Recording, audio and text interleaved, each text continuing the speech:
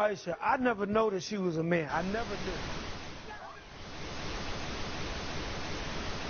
I believe that our education, like such as in South Africa and the Iraq, everywhere like such as.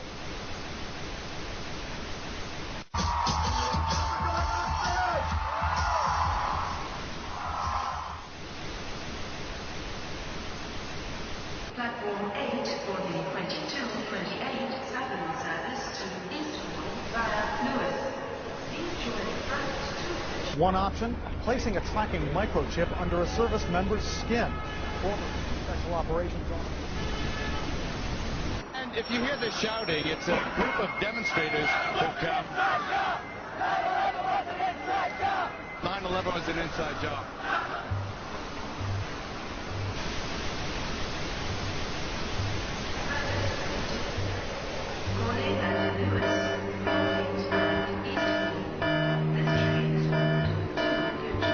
It's no longer a theory. What I'm about to say is fact. The secret organizations of the world power elite are no longer secret. They have planned and are now leading us into a one-world communist government. Well, there have been extraordinary scenes in Berlin tonight as thousands of people gathered to hear Barack Obama deliver key foreign policy speech on his current European tour. The Democratic presidential hopeful laid out his vision for America's place in a new world order, in a new world order, in a new world order. It's not a new idea. President Bush talked about it back in 1991. It is a big idea. A new world order. President Bush said, and it's a phrase that I often use myself, that we needed a new world order. There's a need for a new world order.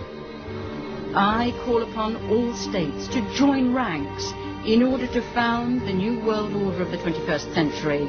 We have before us the opportunity to forge for ourselves and for future generations a new world order. When we are successful, and we will be, we have a real chance at this new world order. And people talked then, in 1990, of a new world order. And the question for us is how we meet and master all these challenges to ensure that Britain enhances its competitiveness in the process and realizes what I believe is our destiny of success in this new world order. So, in conclusion, ladies and gentlemen, a new world is emerging. It is a new world order with significantly different and radically new challenges for the future. And people better understand that they mean exactly what they're saying. It's a new world order they're trying to create, and they're trying to do so not only without approval or consent of the governed in this country, but despite the popular will. This is a straightforward assault by the elitists in this country. There is a global meltdown coming. It is a global depression, and one world currency and one world financial system is the end game. China said last week they want one global currency. France said yesterday or the day before that they want one world order, a new world order, at the end of this event. Gordon Brown will today call on fellow world leaders to seize the opportunity created by the worldwide economic crisis to create a truly global society. The Prime Minister will use a high-profile speech in the City of London to say that Britain, the US and Europe should join together to create a new, stronger and more just world order. This engineered collapse is there as a massive problem for which you offer the solution, and the solutions are the infrastructure we've been predicting all this time, including the World Central Bank. The goal of this manipulation, and has been for a very long time, is to get the world population to see as a good idea, or the only option in given circumstances that are manipulated into place, the creation of a one-world government, a world central bank which would administer all financial transactions on the planet, a world currency, and a microchipped population linked to a global computer. The wealthy elite who have the money and the power know that if they can create a one world global social system, that they can control the central authority. In other words, world control, world domination, one of the oldest desires in the history of the world. There's a very, very clear-cut and easily identifiable system in place that puts all of these elements from media control to government control to energy control together into one apparatus working together effectively towards its final goal, which is, global control. Because of the compartmentalized pyramids that they've constructed within all these institutions of government and finance and corporations, the vast majority of people who are daily making contributions to push the world in this towards this Orwellian global state have no idea that they're doing that because they don't know how their contributions fit in with everyone else's. Only the few at the top do.